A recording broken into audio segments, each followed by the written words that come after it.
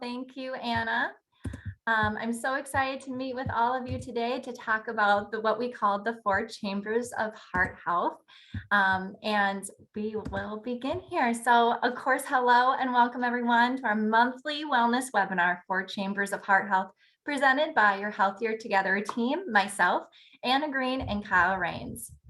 As a reminder, this webinar will be recorded and emailed to all attendees as well as uploaded to our Yammer and YouTube. The slide deck will also be shared to attendees and uploaded to Yammer. If you have any questions or comments during the presentation, please utilize the chat feature. We will respond throughout or contact you individually. If you haven't done so already, please be sure to register at healthiertogether.medtronic.com. This free resource for Medtronic employees and spouses is a health and wellness hub, which has many resources to help you take care of what matters most.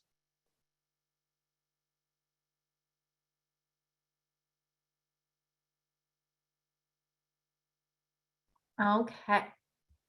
Heart disease is the leading cause of death for men, women, and people of most racial and ethnic groups in the United States. In fact, one person dies every 36 seconds from cardiovascular disease. From 2016 to 2017, heart disease cost the United States $363 billion. We wanted to discuss the 4 major ways to improve your heart health, to give you the tools and resources to take better care of the one and only heart you get. So to kick things off, we have a fun trivia question here. So you should see this popping up on your screen. The question is, how many gallons of blood does the heart pump each day? So how much does it kind of circulate through each day? So take your best guess. Don't Google it. Try and guess what you can here. We'll give you about 15 seconds to answer. Just a fun way to get you engaged from the get-go. We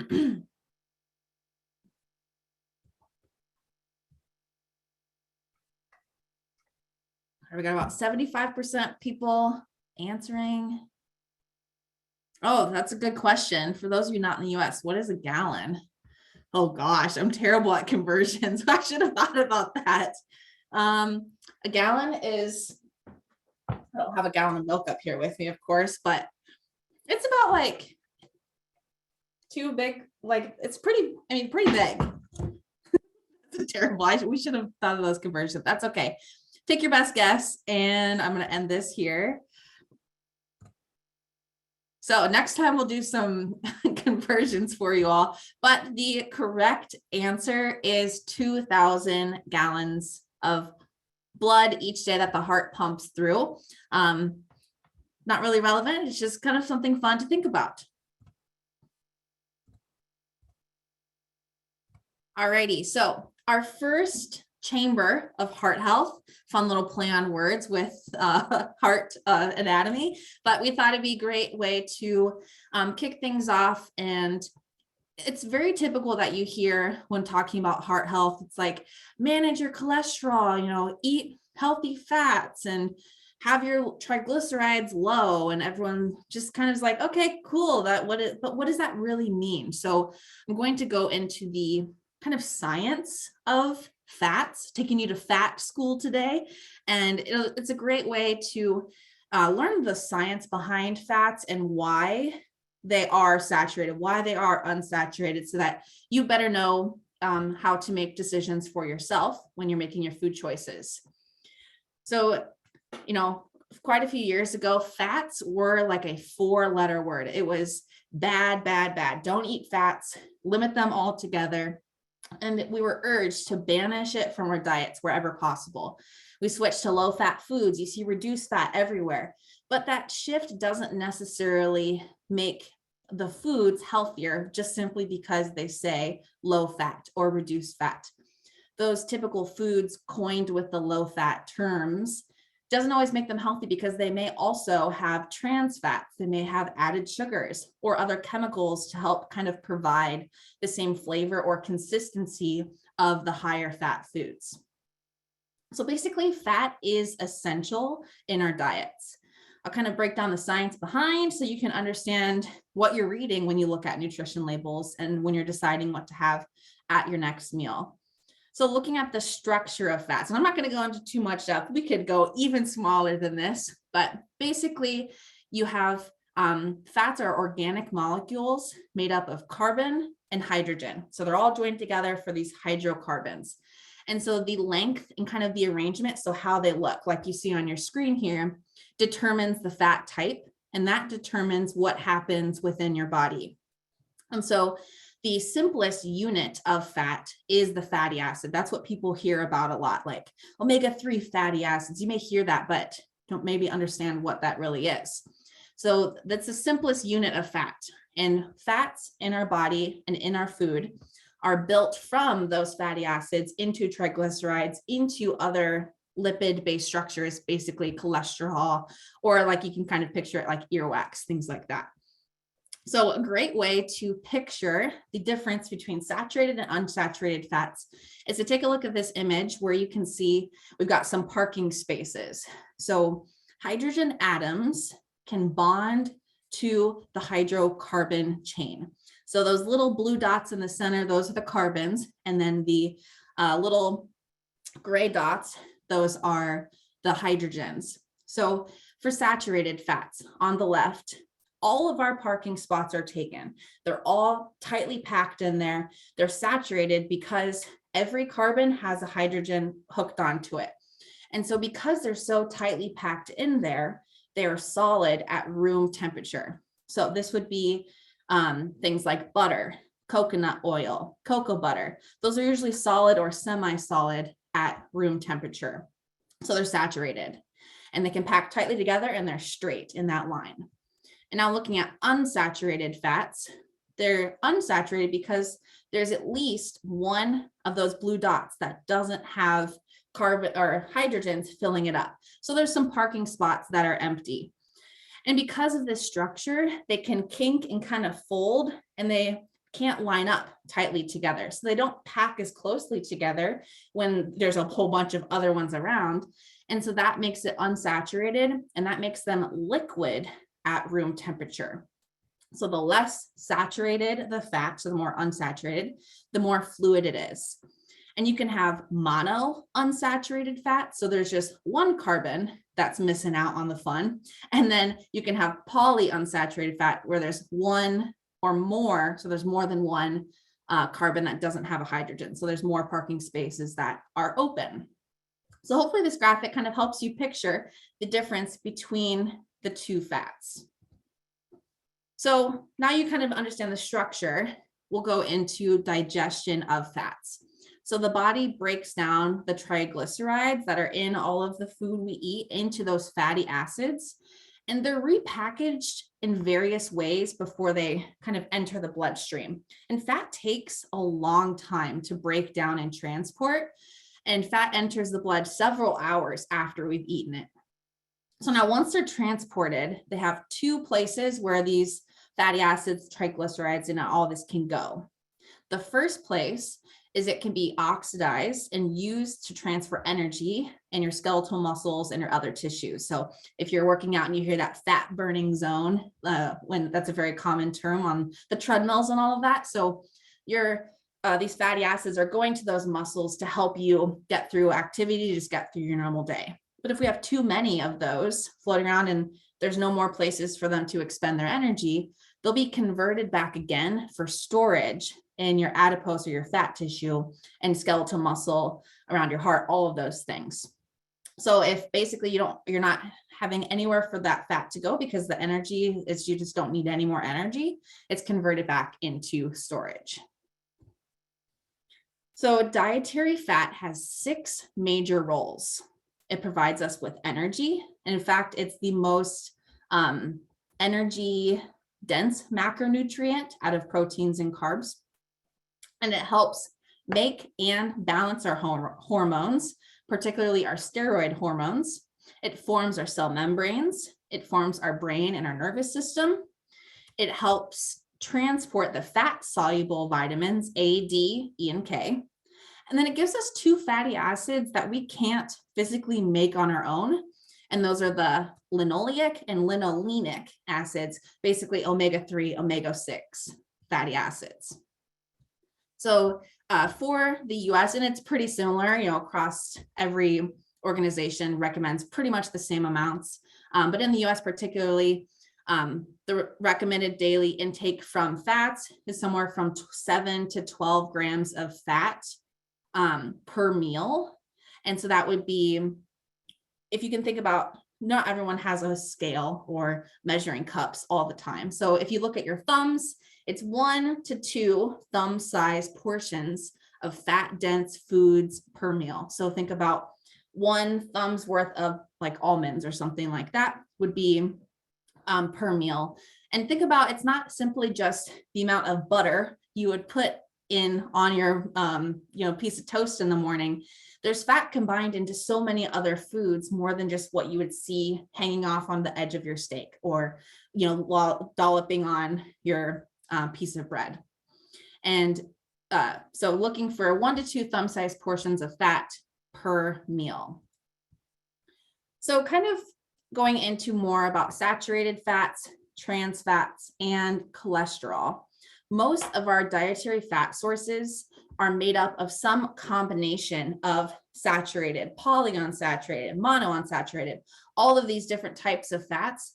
We thrive best on a mix of fat types that occur naturally in different types of foods.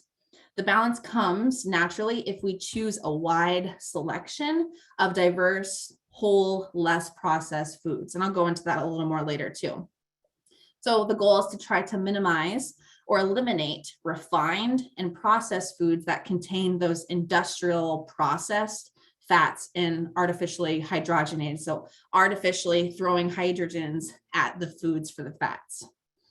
So our liver and other tissues in our body makes the most of the cholesterol in our body.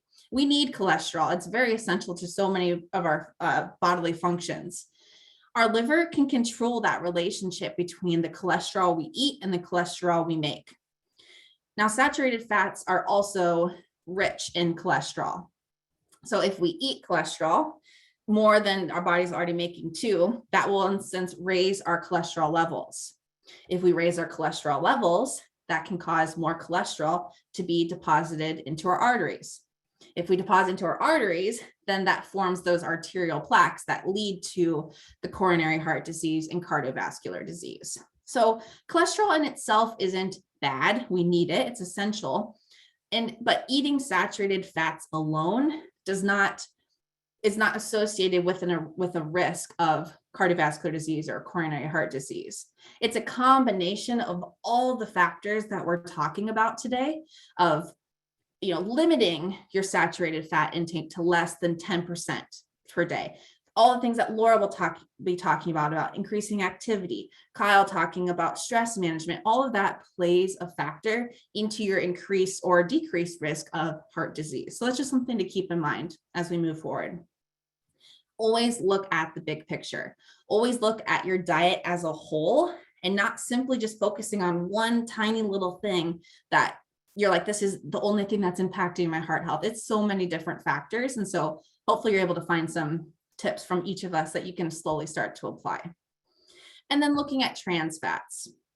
Most of our trans fats come from the industrial fat processing. So that's what you want to avoid trans fats altogether. So the trans fats, they don't fold or kind of kink up like the unsaturated ones do. And they pack super tightly against our cell membranes, which is not good for our heart health. It's really good for commercial food production, but not so good for our bodies. So this image that you see on the right, these are the foods that you want to aim to eat less of. You can still have them in your diet because some of them do have the saturated fats that you want to be aiming to have some in your diet because they're essential for we need that cholesterol and all of that. But these are things that you just want to eat less of. You don't have to limit altogether or take everything off of your diet, your meal plan, just things you want to eat less of. And I'll talk about the things you can eat more of in a minute too, so keep it exciting. So I'm just going to check out chat here. Okay, perfect. So avoiding trans fats altogether. So that would be super industrialized, processed foods, and then limiting your saturated fat intake. So what can you eat more of and what can you eat in abundance? The things that we love to add into your diets. You always hear about those healthy fats. So you have, like I mentioned before, your omega-3 fatty acids and omega-6 fatty acids. These are essential for our diet because our body can't make them on our own. So here's a few places you can find these sources from plants such as flax, chia, hemp, and walnuts, or marine sources such as fatty cold water fish and algae. Now, this is not an exhaustive list. This is just a few of the main ones. And they're so important because they help keep our cells membranes fluid, which gives us all of these benefits that we've been talking about. So on the right, you'll see their little graphic of some things that you can add in. So think about your salad. Can you add in some chia seeds, some flax seeds? Can you add in nuts, pistachios? And then thinking about the oils that you're using when you're cooking or mixing in for a vinaigrette. Can you add in more extra virgin olive oil or avocado oil? Just a few things that you can add into your diet. And then omega-6 fatty acids. Ooh, I want to highlight something I forgot here. So omega-3s, they are anti-inflammatory. So they are really important for cell signaling and they help regulate our processes such as immunity or inflammation. So omega-3s are kind of anti-inflammatory. Omega-6s are the opposite and they're pro-inflammatory. So you might be thinking, well, why do we need both if they basically cancel each other out? And it's important to have those pro-inflammatory fatty acids because that helps us heal from our injuries and recover from training sessions, amongst many other things like stimulating skin and hair growth, maintaining bone health, all of that. So a few sources you can get your omega-6 fatty acids from would be safflower oil, sunflower oil, corn oil, soybean oil, sunflower seeds, walnuts, pumpkin seeds. Like I said, this is not an exhaustive list. It's just a few things that I wanted to highlight. All right, I'm just going to check out the chat here. Make sure there's nothing that we need to address. Yeah, so this one here, I have linked later on a infographic that has eat more, eat some, eat less. And so you'll be able to click there to see kind of what that means. But that whole kind of area all contains those saturated fats and trans fats. Hopefully that helps. Alrighty, so tip number 2 is live in abundance. So it all ties in with nutrition as well. And what can you add to your diet? So right here is at the bottom, this source, what should I eat infographic. It's a super great document. So once we send this slide deck out to you, check it out because it's really great of kind of finding a starting point. It's hard to figure out where you should get started with nutrition. And so this is a great place to see what can you eat more of? What can you eat some of? What do you want to aim to eat less of? And my coaching philosophy and kind of the healthier together philosophy too is that your goal is to live in abundance, eat more whole, less processed foods. So think about what else that you can add to your diet. And it's going to be a spectrum for everybody. So if you think about chicken, for example, if you eat chicken nuggets on the regular, how can you make that a more whole food? Then you could make, so rather than just like chicken nuggets from McDonald's, for example, maybe you're making your own chicken nuggets or you air fry them at home. And then the more whole from that would be this like a chicken breast. And maybe that's, you're still frying the chicken breast. And then maybe after that, it's like a grilled chicken breast. Or if you think about it in the terms of an apple, the most whole apple you could have would be just the physical apple. The kind of next level down would be applesauce. And then the next level would be like apple juice. You're still getting some of the benefits of having that fruit. But the more whole, less processed it gets, the more nutrients you'll have, the more fiber it'll have all of the better things that you're looking for. And it's going to be different for everybody. Somebody may eat no whole foods at all. So going to then having whole veggies, chicken, all of that right away is going to be a big jump. But see if you can slowly move yourself up that spectrum. If you always have just apple juice, see if you can try some applesauce maybe. That's a few things to think about when you're trying to live in abundance. So dietary fiber. So we have two types of fiber, soluble fiber and insoluble fiber. So soluble, it dissolves in water and it kind of forms that gel-like material, and it can help lower our blood cholesterol and our glucose levels. Some things it's found in would be oats, peas, beans, apples, citrus fruits, carrots, and barley. Now, insoluble fiber helps promote the movement of material through your digestive system, and it can be found in whole wheat flour, wheat bran, and the rest of this list here. So dietary fiber kind of includes the parts of plant foods that your body can't digest or absorb. Fiber isn't digested by your body. Instead, it passes through relatively intact. And so we have these two types of fiber. And to receive the greatest health benefits, try to eat a wide variety of high fiber foods. So there's a whole bunch of different foods listed on this slide. So you can try to add in as many as you can into your diet. The recommended daily intake for dietary fiber for men be anywhere from 30 to 38 grams per day. And then for women, 21 to 25 grams per day. And always aim to get your fiber and all of these other nutrients and vitamins that we'll be talking about naturally through food sources, because that's the best way.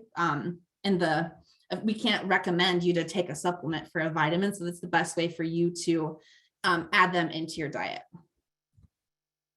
So a few other vitamins and minerals that are coined heart healthy for B vitamins, particularly folate and niacin.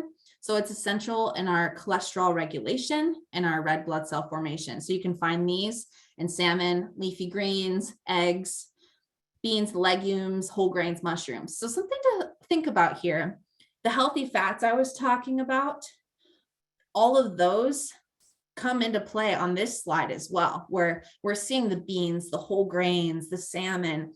So all of them, it's the same idea that you're trying to add more to your diet, more of those fatty acids, because those fatty acids have B vitamins. So a way to look at it differently as well. So magnesium, it's involved in our carbohydrate and fat metabolism, and it's found in beans, dark leafy greens, and whole grains. And then lastly, iron. So healthy iron levels are associated with a decreased risk of cardiovascular health. It's found in red meat, shellfish, poultry, dark leafy greens, beans and legumes, and seeds, particularly pumpkin seeds, sunflower seeds, sesame seeds.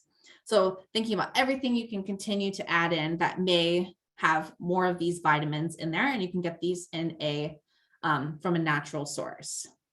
So I know I just covered a billion different things you could potentially add in. So once we send this slide deck out to you, look through and pick one or two foods that you want to try to implement in this next month.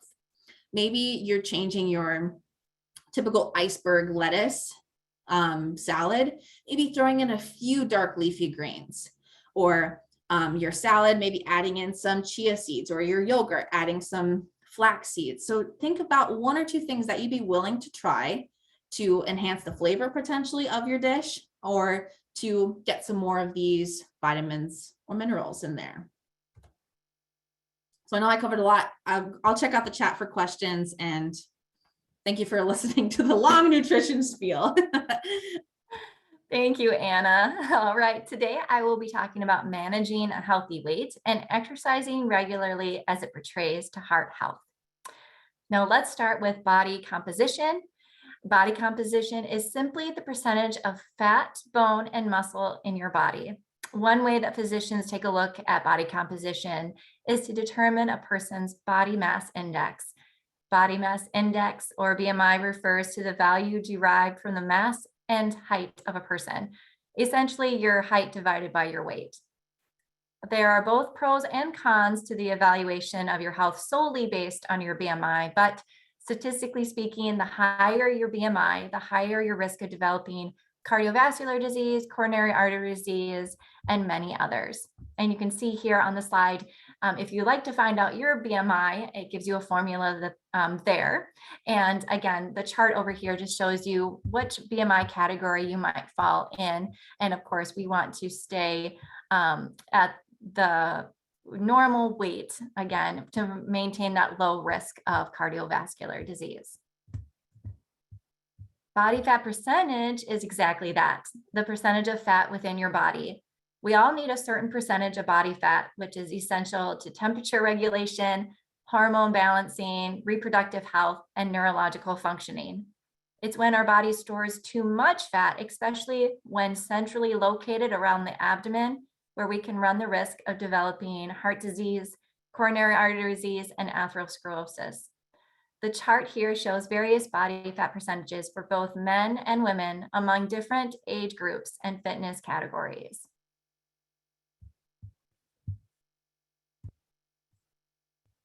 All right, so you're probably wondering, well, how on earth do I determine my body fat percentage? Well, there are actually a few different ways. I just put 6 on here.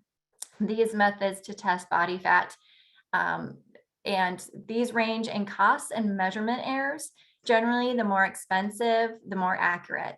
For time's sake, we will be discussing the 2 most common ways to test body fat percentage in a non-clinical setting. So the first one here is a skin fold test. The skin fold test measurements use calipers to measure the thickness of your subcutaneous fat, the fat underneath the skin at certain body locations. Typically, measurements are taken at either 3 or 7 different sites on the body that vary in men and women. Some advantages to this method are that skin fold calipers are very affordable, and the measurements can be taken quickly.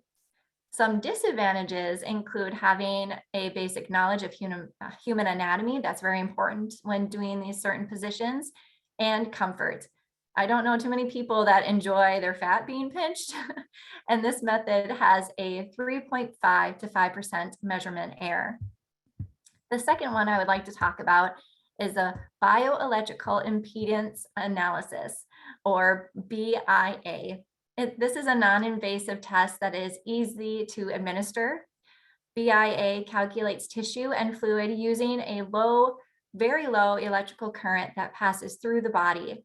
Lean tissue is over 70% water and is a good conductor of electrical current, where fatty tissue is low in water and is not a good conductor. So I imagine a muscle, a very lean muscle. Imagine electrical current will go straight through it very fast. And then let's take a round piece of fatty tissue. The electrical current has a hard time pushing through. So that's the best analogy that I can think of when it comes to being a good conductor of electrical current. Okay, some advantages to this method include its time efficiency and purchase availability. Now, many times if you get a scale that you can keep in your bathroom, oftentimes it might have this as an option to test your body fat percentage. But again, the disadvantages is the accuracy varies widely and can be affected by food and fluid intake. So the measurement error is about 3.8 to 5%. And of course, if you go back to the other slide and when you have this at home and you see that these other body fat percentage tests, if you want any more information about these, please email and let me know. And they're a lot of fun, but again, you can't really find them in a non-clinical setting. Okay. So let's jump into exercise, the recommendations for heart health and exercise, and of course, maintaining that healthy weight. We want to maintain that healthy body fat percentage, maintaining that healthy BMI, and this is one of the ways to do it. So we want to add in aerobic training. So you might have heard this before, but it's really important to go over aerobic training. The experts, those in cardiovascular field as well as longevity, recommend 150 to 300 minutes of moderate or 75 minutes of vigorous activity per week. This can include aerobic group exercise classes, running, jogging, swimming, anywhere where you're getting that heart pumping. And then strength training. For strength training recommendations is all major muscle groups 2 to 3 days per week. Free weights, weight machines, or activities that use your own body weight are tools that can be used for strength training. For general weight loss, high repetitions and low weights are recommended. So general rule of thumb, 2 to 3 sets and 8 to 12 reps when doing strength training. Okay. I want to make sure we got the chat here. Okay. Yeah, and we're getting a lot of super specific questions, which is awesome. That's so Yeah. great. So we're gonna take the chat transcript and we'll follow up. People have questions on more specific things, and we'll follow up to all attendees with Yes. tips, additional suggestions. So we'll make sure you get your answer. Yes, I'll just touch on Deborah's here, the University of Penn School of Medicine, inaccurate measure of body fat content, more different ways of measuring. So there is a big debate on body mass index, whether you look in a fitness realm or medical realm. And from the American College of Sports Medicine, they say, yes, body fat percentage or body mass index, excuse me, is widely different. You know, you may be very, very tall, but, you know, be very thin, and it says that you're in the obese category. But generally speaking, if you look at body mass index as well as body fat percentage, that will give you a better indication of overall health, not just looking at BMI specifically. I know that's difficult. I even have a hard time with BMI myself, but it's always something to keep in mind, especially statistically when you look at heart disease or people having cancers. They generally do have a high BMI. So it is something to think about as well. Okay, and then, okay, here we go, onward here. Okay, exercise in relation to heart health, why exercise matters. Exercise in relation to heart health and why it matters is a great way to think about all of the things that we're going to talk about today, but let's talk a little bit more specifically about exercise. Exercise has many physiological adaptations on your cardiovascular health. When exercise, the heart can pump more blood throughout the body more effectively. This is known as stroke volume. So when you think about the heart, obviously as a muscle, if you think of a weak heart, it's not pumping very efficiently, right? But your heart as a muscle, the more that you exercise and for the prolonged periods of time, you're going to notice that heart can really pump. And I'll discuss a little bit more about those adaptations here in a minute. Prolonged exercise, like I said, is to help arteries and other blood vessels be more flexible, and actually enlarges the vessels, which is really important, especially for blood flow. Exercise helps us reduce blood pressure. That's pretty self-explanatory. Within the first few weeks of aerobic training, we see a reduction in blood pressure levels at rest due to long-term relaxation of the blood vessels, which allows the flow of blood to be smoother, and then the pressure of the walls of those vessels to be reduced. Progressive resistance training also helps, but it's less as effective.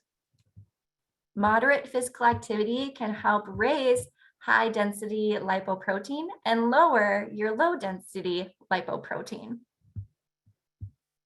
It decreases your resting heart rate. And lastly, cardiac myopathy is the actual increase in size. The heart itself, like I said before, is a muscle undergoes hypertrophy and adaptations to exercise, specifically the left ventricle, which thickens and increases the strength of its contractions. So it's really interesting if you look at athletes, especially, the Olympics just ended. If you look at their actual heart, you'll see that their left ventricle is really big. It's because of all of that training. Even if you are, may have been a collegiate athlete, you might have an enlarged left ventricle. That's because your heart, again, as a muscle, that left ventricle got bigger and able to more effectively pump that blood out. Next, Kyle will be talking about stress management. Yes, thank you so much, Laura. We have a quick poll question. Just a recap, what do you remember? And I realized I didn't actually tell you the answer to one of the questions. So I guess it's a trivia too. All right, so what do you remember, or what do you maybe know already? And then I'll tell you the correct answer at the end. So for healthy adults, your total cholesterol should be less than how many milligrams per deciliter? So what's that, healthy adults, the coined number that you want your cholesterol levels to be under?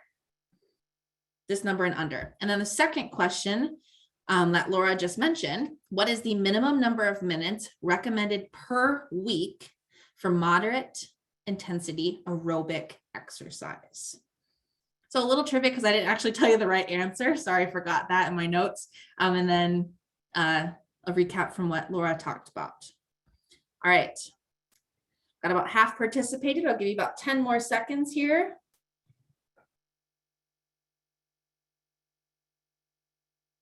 And once again, great engagement in the chat. We love, love, love your questions. And everyone else, if you're asking a question, there's probably somebody else who has that exact same question. So like I said, we'll make sure we follow up on all of these and give you more tips, more suggestions. A lot of our previous feedback from webinars is people want more in depth. They want more than just the surface level. Eat healthy fats. So that's what we're trying to do with this webinar, especially. All right, I give you 5 more seconds here. Best guess. It doesn't have to be perfect. It's not scored. All righty. End in the poll and I'll share the results. So for healthy adults, the total cholesterol you're aiming for is less than 200. So 54% got it correct. So you're aiming for 200 or less.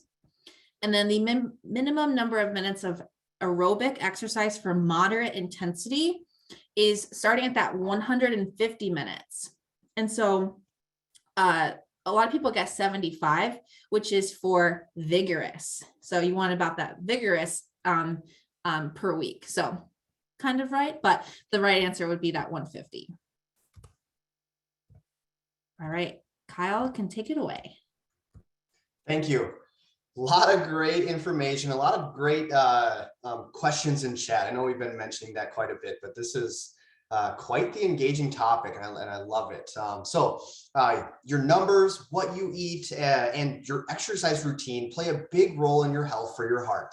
I want to talk about what we are considering the 4th chamber of heart health, stress management. So stress in your heart. Stress may contribute to poor health behaviors linked to increased risk for heart disease and stroke. Poor health behaviors such as smoking, overeating, lack of physical activity, unhealthy diet, overweight, or not even taking prescribed medicines. Your body's response to stress may be things like headaches, back strain, stomach pains, lack of energy, decreased sleep, those kind of things, even going into changes in your mood. It's a good thing to note stressful situations set off a chain of events within your body. Your body releases adrenaline, which temporarily causes your breathing and your heart rate to speed up and blood pressure to rise. So figuring out how stress affects you is an important step in dealing with it. Identifying the sources of your stress in your life and looking for ways to reduce and manage them can put you on the path for lower risk.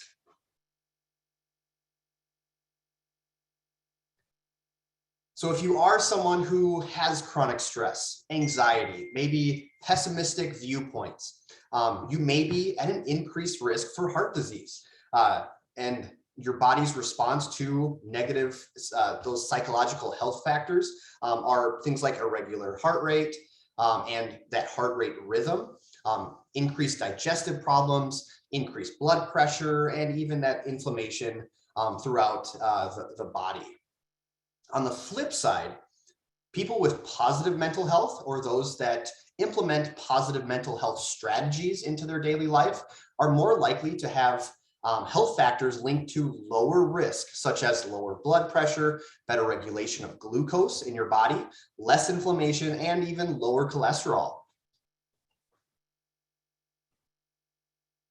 So, wanting to get into some tips to help decrease stress for heart health. These are tips, these are resources. Starting with just real briefly, some of the Healthier Together resources that some of you may have heard us talk about before. So guided meditations, whether it's live with Laura or even another source that you enjoy. Will is a great program for 1-minute sessions that support your mental well-being. Journeys is an excellent digital coaching tool to help build habits. And there are journeys that are specific for heart health and other things like stress management as well. And then finally, as Medtronic offers, the Medtronic Employee Assistance Program for confidential 24-hour professional help with work and or life support. So we'll move into some of the main tips that I wanted to really portray to you today. Some you may do currently, others you may have not known or may have never guessed. But first off, walk it off. If you feel overwhelmed, angry, or anxious, take a walk. 5 minutes could help clear your head and lower stress levels. Taking a 30-minute walk every day is even better for physical and mental health. Next is finding your happy place. A positive outlook may be good for your heart as well as your mood. According to Harvard T.H. Chan School of Public Health, chronic stress, anxiety, and anger can raise your risk of heart disease and stroke. Maintaining a positive outlook on life may help you stay healthier for longer. This one is one of my favorites as a kind of DIYer woodworker, but put your hands at work to help the mind unwind. Engaging in relaxing activities can help relieve stress and do your heart some good. Relaxing hobbies can be anything from bird watching, knitting, crocheting, like I mentioned, woodworking, cooking, or even simply reading a book. Laughing out loud. And I love this picture. Don't just type LOL in messages or in social media posts. Actually laugh out loud in your daily life. According to the American Heart Association, research suggests laughing can lower stress hormones, decrease inflammation in your arteries, and raise your levels of HDLs. So when you're watching a funny movie or maybe a TV show, maybe watching your pet play around the house, or simply cracking jokes with friends, laugh out loud. Stretching. Most of us know or recognize yoga as a good means to improve balance, flexibility, and strength, and can also help with relaxation and relieve stress. If that's not enough, yoga is can potentially improve heart health as well.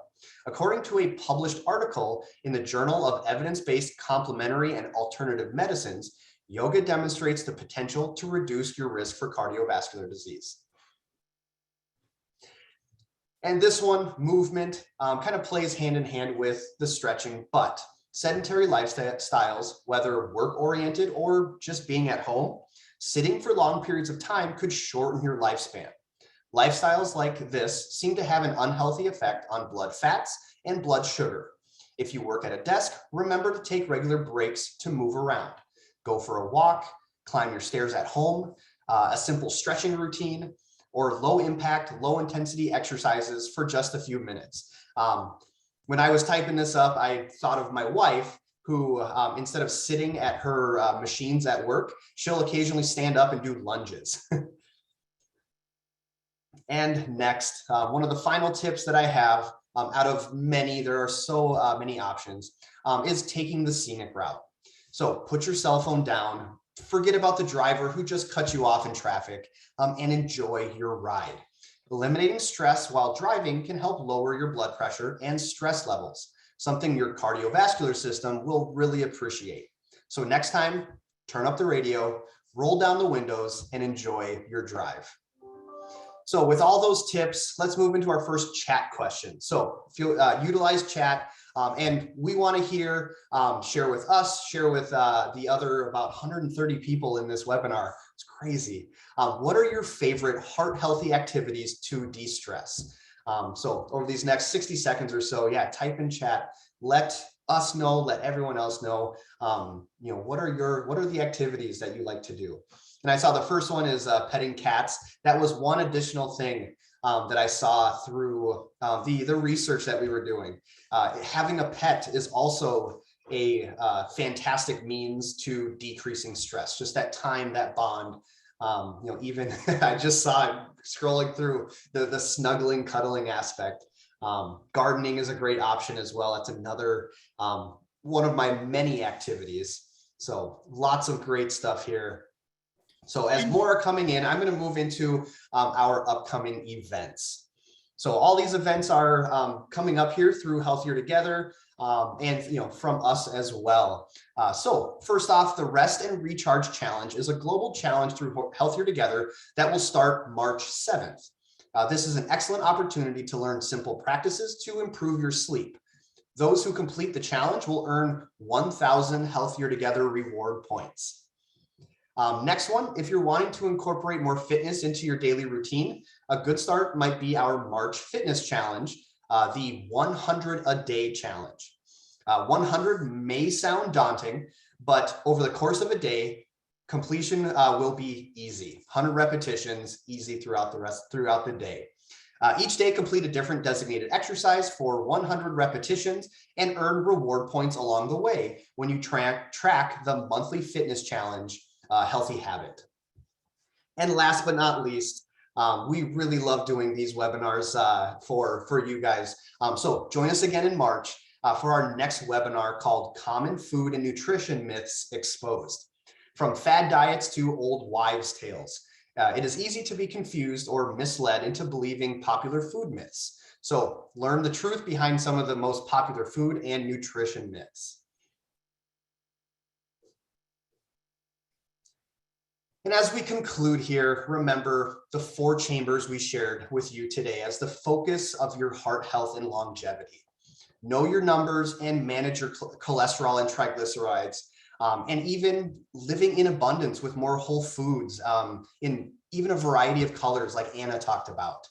Maintain a healthy weight and remember your heart is a muscle. So train it like the muscles in your legs. Exercise on a regular basis, create some sort of exercise routine. And then last but not least, the 4th chamber, as I just talked about, managing your stress levels with activities that calm and can unwind the mind. So again, want to say thank you to everyone for joining today for this webinar, 4 Chambers of Heart Health. Remember, when you receive the slide deck, be sure to revisit this slide that you're looking at right now and click the link. The link isn't active right now, but again, when you receive the slide deck, you can click the link, fill out the form, and you will receive Healthier Together reward points for your participation in watching this webinar. And just take note that it will take a few weeks' time for us to send out the voucher code for the reward points for you to redeem. If you had a question that we were not able to address during the presentation, like we've been saying, this has been one of the best, most engaging chat portion of our webinars we've ever had. So if we didn't get to one of your questions or comments, we will reach out to you, or we will compile all the questions and comments and send out the email to all the participants. But also, and if you want to go to that next slide, always feel free to reach out to us directly. We are available to all Medtronic employees as a resource for anything health, wellness, fitness, etc. So again, thanks again. And as we like to say, as Healthier Together and the Healthier Together team, let's be healthier together. Thank you, everybody. Have a great rest of your day. I'll be following up probably next week with an email with the slide deck and follow-ups to all of your questions. Thank you. Thank you. Thank you. Thanks. Bye-bye.